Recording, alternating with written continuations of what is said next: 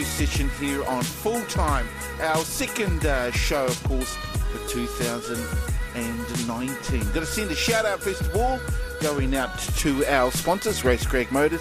Of course, go check them out down there in Grey Street. Joining us online, of course, we have our man Rino Wilkinson. Morena, bro. Yeah, morena, Keithy and Jace, good to be back on the show. Second show for the year, and bring it on. And hey, we've got the long weekend at the moment, so yeah, everyone enjoy themselves.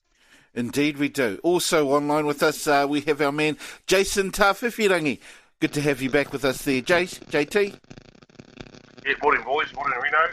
Lovely to be here. 27 degrees already here in the Sunshine Coast. It's January 26th.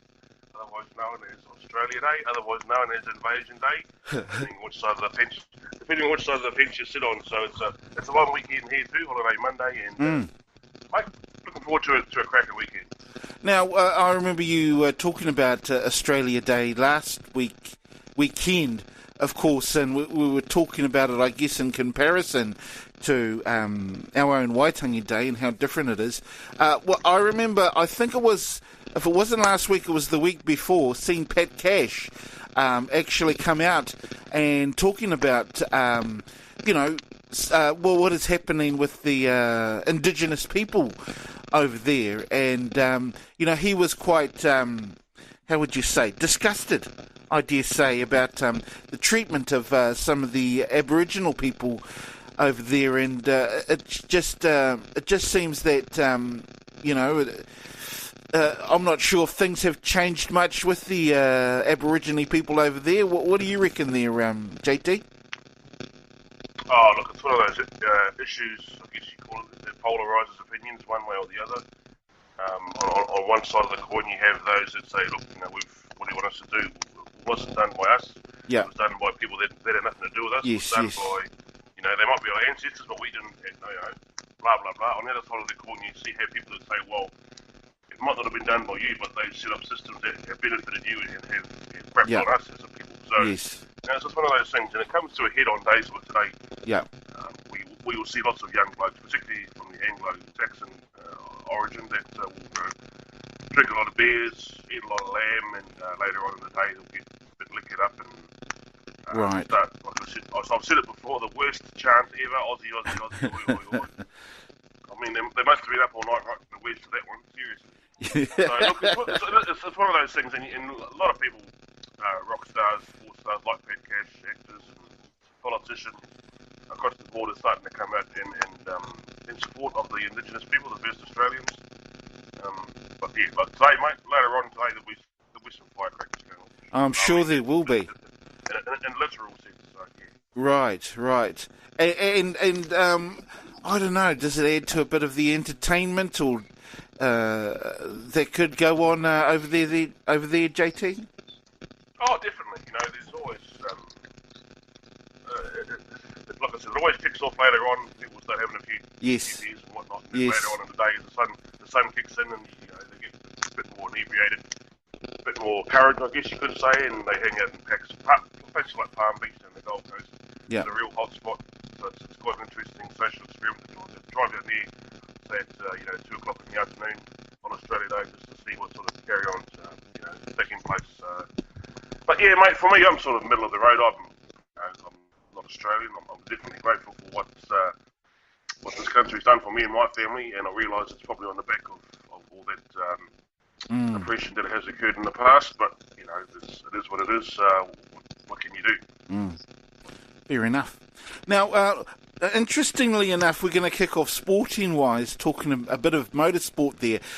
In particular, what happened last weekend there, Reno, I think you'll be quite chuffed about this. Now, I can't remember exactly what I think it was the production saloons that were here last weekend, and Dave Gooch went on to win here at in the Gisborne Stadium, the Speedway, the Gisborne Speedway here last weekend.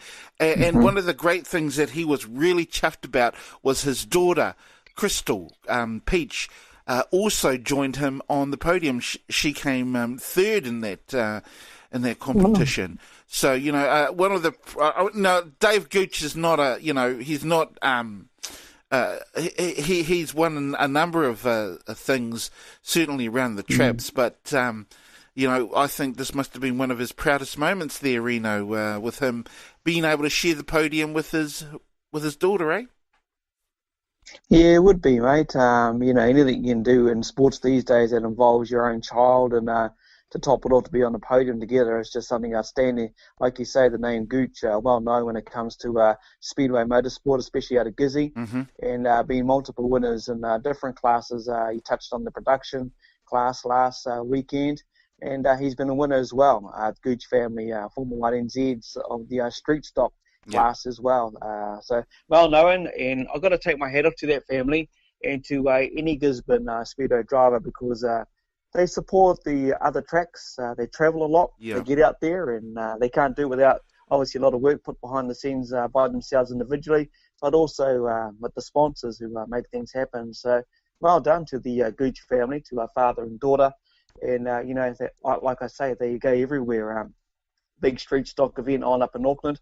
Not surprised if the Gooches turn up there as well. They're that type of family. But I know last night that Gisborne Speedway had a big racing on last night. Yes.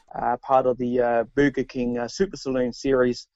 And tonight they're actually in Tauranga. So race last night, I see, even though it's the Burger King series, the McDonald's sponsor car of Mark Osborne, who lost his 3NZ last week and back to 16R, won the whole event last night as well. So, quite iconic that a McDonald's sponsored car wins a Burger King series. But hey, they do it all again tonight, Mount Maunganui Bay Park Stadium. They get back out on the dirt, and then they build up for the big one, where I'll be next weekend down in Palmerston North. It's the biggest event on the Speedway calendar. I think it's my 31st year going down to the Sun. The New Zealand Superstock Championships, the big teens event, which sees the whole town of Palmy turn into Speedway heaven. Right. Sold out, mate. Right. 3 days, I think. 3 days. 3 days tickets get sold out. And, the prices are expensive, but it's the atmosphere, and everyone loves it. And I do know you've got a Gisborne team under the Rees family out of Foxton, who will be representing down there as well. So we see a lot of Gisborne supporters in Palmerston next weekend. They'll be there to support in the saloons. Dan Corrin, young Dan, Gizzy boy, Corrin family. Right. Go hard out. But so he's only a young kid. He's only like 20, 21, full-time racer. Races in Australia and does a bit of racing over in America. So the dreams come true for young kids at a young age who love going around the oval track on the dirt, mate. So, well done to the Gooch family. It does get a lot bigger too this weekend, as I mentioned. There's Superstock teams making history is a female driver. Talking of ladies, first ever female driver to be in a team, Rebecca Barr, whose father drives as well, Graham Barr. First time ever in its illustrious history of Superstock teams racing. She'll be racing for the Manawatu Mustangs. So, they leave nothing behind. Put you in the wall, mate. Smash your $100,000 car if they can. Stop it, disable it, put you through the fence. Crowd goes nuts. And bring it on, So front row seats for me, start finish line next Saturday, Sunday with the whānau. And it's a huge event, mate. So next Saturday I'll be coming to you live from down in nice, cool. Speedway heaven, as some would say, down in Palmerston. They got the big concerts down there. They got the autograph sessions, scrutineering going, mate, and 13 teams will battle out to see if they can win the New Zealand Championship. Because I remember you last year, you when you went down there, of course, took the moko down there as well, didn't you? The same thing this weekend? Yeah. No, he's going to kick back behind this weekend and do a bit of a chill out. He's kind of asking, Poppy Nanny, where you going this weekend? We're like, okay, tell a little tittle. And then don't say anything.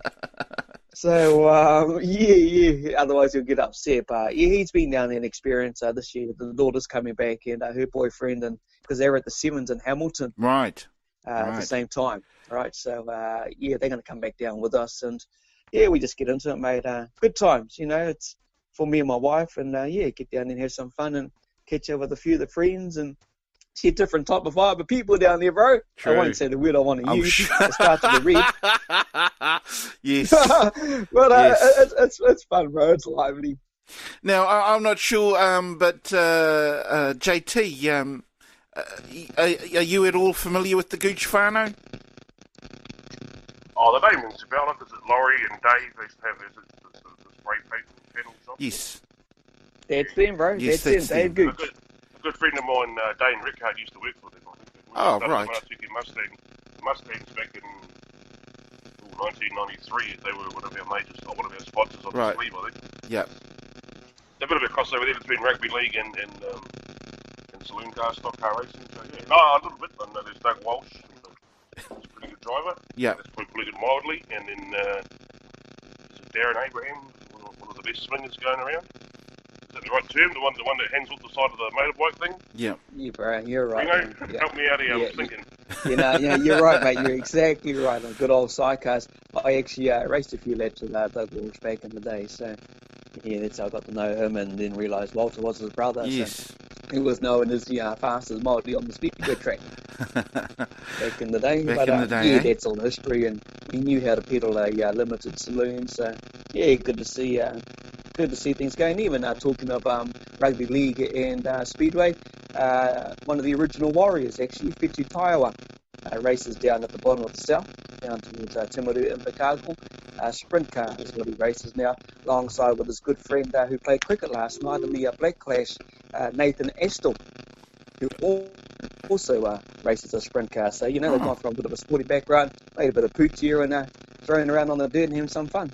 I remember, what's his name? Used to caddy for Tiger Woods. Steve Williams. Yes. Tiger Woods?